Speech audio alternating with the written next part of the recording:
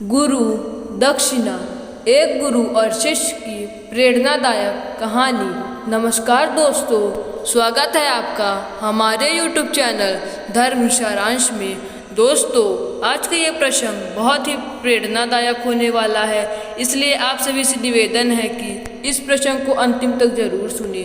दोस्तों, एक बार की बात है कि एक शिष्य ने बहुत ही विनम्रतापूर्वक अपने गुरुजी से पूछा कि गुरुजी, कुछ लोग कहते हैं कि जीवन संघर्ष है और कुछ अन्य लोग कहते हैं कि जीवन एक खेल है और कुछ जीवन को एक उत्सव का संज्ञा देते हैं। इनमें से कौन सही है? गुरुजी ने तत्काल बड़े ही धैर्यपूर्वक उत्तर दिया, पुत्र, जिन्हें गुरु नहीं मिला उनके लिए जीवन एक संघर्ष है, जिन्हें गुरु मिल गया उनका जीवन एक खेल है, और जो लोग गुरु द्वारा बताए गए मार्ग पर चलने लगते हैं, मात्र वही जीवन एक उत्सव का नाम देने का साहस जुटा पाते हैं। यह उत्तर सुनने के बाद भी शिष्य पूरी तरह से संतुष्ट ना था।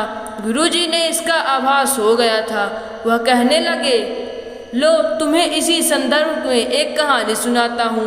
ध्यान से सुनोगे तो स्वयं ही अपने प्रश्न का उत्तर पा सकोगे। उन्होंने जो कहानी सुनाई वह इस प्रकार थी कि एक बार की बात है कि एक गुरुकुल में 3 शिष्यों ने अपना अध्ययन पूरा करने के बाद अपने गुरुजी से यह बताने के लिए विनती की कि उन्हें गुरु दक्षिणा में उनसे क्या चाहिए। गुरुजी ने पहले तो मंद मंद मुस्कुराए, फिर वह बड़े स्नेहपूर्वक कहने लगे, मुझे तुम सबसे गुरु दक्षिणा में एक थैले भरकर सूखी पत्तियां चाहिए, ला सकोगे? वह तीनों मन ही मन बहुत प्रसन्न हो गए, क्योंकि उन्हें लगा कि वह बड़ी आसानी से अपने गुरुजी की इच्छा पूरी कर सकेंगे। सूखी पत्तियां तो जंगल में सर्वत्र बिखरी ही रहती हैं। वह उत्साहपूर्वक ही स्वर में बोले, जी गुरुजी, जैसी आपकी आज्ञा होगी हम ऐसा ही करेंगे। अब वह तीनों शिष्य चलते चलते एक जंगल में पहुंच गए, लेकिन वह यह देखकर अचंभित रह गए कि उस जंगल में सूखी पत्तियां केवल एक मुट्ठी भरी थी। उनके आश्चर्य का ठिकाना ना रहा।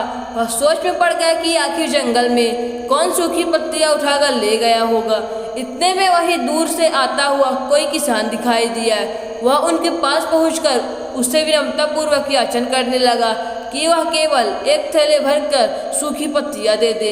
अब उस किसान ने उनसे समय याचना करते हुए उन्हें बताया कि वह उनकी मदद नहीं कर सकता, क्योंकि उसने सूखी पत्तियों का ईंधन रूप में पहले ही प्रयोग कर लिया है।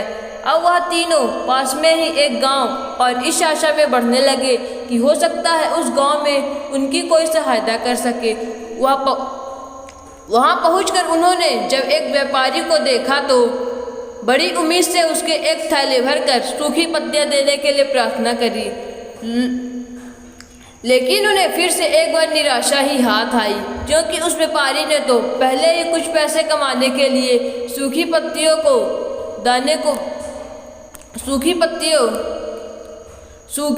के दोने बनाकर बेच दिए थे। लेकिन उस व्यापारी ने उधराते दिखाते हुए कहा कि एक बूढ़ी माँ का पता बतलाया जो सूखी पत्तियां एकत्रित किया करती थी, पर भाग्य ने यहाँ पर भी उनका साथ नहीं दिया, क्योंकि वह बूढ़ी माँ तो उन पत्तियों को अलग अलग करके कई प्रकार की औषधियाँ दवाइयाँ बनाई करती थी। अब निराश होकर वह तीनों खाली हाथ गुरुकुल लौट गए। गुरुजी ने उन्हें देखते ही कहा, स्नेहपूर्वक पूछा, पुत्र, ले आए गुरु दक्षिणा? तीनों ने सर झुका लिया। गुरुजी द्वारा दोबारा पूछे जाने पर उनमें से एक शिष्य कहने लगा, गुरुदेव, हम आपकी इच्छा पूरी नहीं कर पाए हैं। हमने सोचा था कि सूखी पत्तियां तो जंगल में सर्वत्र बिखरी ही रहती होंगी, लेकिन बड़े आश्चर्य की बात है कि लोग उनका भी कितने तरह से उपयोग करते हैं। गुरुजी फिर पहले की ही तरह मुस्कुराते हुए प्रेम पूर्वक बोले, निराश क्यों होते हो? प्रसन्न हो जाओ और यही जान लो कि सूखी पत्तियां भी व्यर्थ नहीं हुआ करती, बल्कि उनके भी अनेक उपयोग हुआ करते हैं। मुझे गुरु दक्षिणा के रूप में दे दो। तीनों शिष्यों ने गुरुजी को प्रणाम किया और खुशी खुशी अपने घर की ओर चले गए। वह शिष्य जो गुरुजी की कहानी एकाग्रचित होकर सुन रहे थे। अचानक बड़े उत्साह से बोले, गुरुजी, आप मुझे अच्छी तरह से ज्ञात हो गया है कि आप क्या कहना चाहते हैं। आपका संकेत प्रस्तुत इसी ओर है ना कि जब हम सर्वत्र सुलभ सुखी पत्तियां भी निरर्थक या बेकार नहीं होती, तो फिर हम कैसे किसी भी वस्तु या व्यक्ति का छोटा महत्वहीन मान कर उसका तिरस्कार कर सकते हैं। चींटी से लेकर हाथी तक और सुई से लेकर तलवार तक सबका अपना अपना महत्व होता है। गुरुजी भी तुरंत बोले, हाँ पुत्र, मेरे कहने का भी तात्पर्य यही है। हम जब भी किसी से मिले तो उसे यथायोग्य मान देने का प्रयास करें, ताकि आपस में स्नेह सद्भावना बनी रहे और हमारा जीवन संघर्ष के बजाय उत्सव बन सके। अपने जीवन को एक खेल ही मान जाएं तो यह बेहतर होगा कि हम स्वस्थ एवं शांत प्रतियोगिता में भाग लें और अपना निष्ठान तथा निर्माण की ऊंचाइयों को शिखर पर ले जाने का अथक प्रयास करें। अब शिष्य पूरी तरह संतुष्ट था। अंततः मैं यही कहना चाहता हूँ कि यदि हमारा मन, वचन और कर्म इन तीनों ही स्तरों पर यह कहानी का मूल्यांकन करे तो यह कहानी भी इन तीनों में खड़ी उतरेगी। सबके प्रति पूर्वग्रह से मुक्त मन वाला व्यक्ति अपने वचनों से कभी भी किसी का आहत करने का दुस्साहस नहीं करता और उसकी यही ऊर्जा पुरुषार्थ के मार्ग में समस्त बाधाओं को हल लेती है। वस्तुतः हमारे जीवन का सबसे बड़ा उत्सव पुरुषार्थ ही होता है। दोस्तों, मैं ऐसे विद्वानों को आदर सहित प्रणाम करता हूँ। दोस्तों, आशा करते हैं कि यह वीडियो आपको पसंद आई होगी।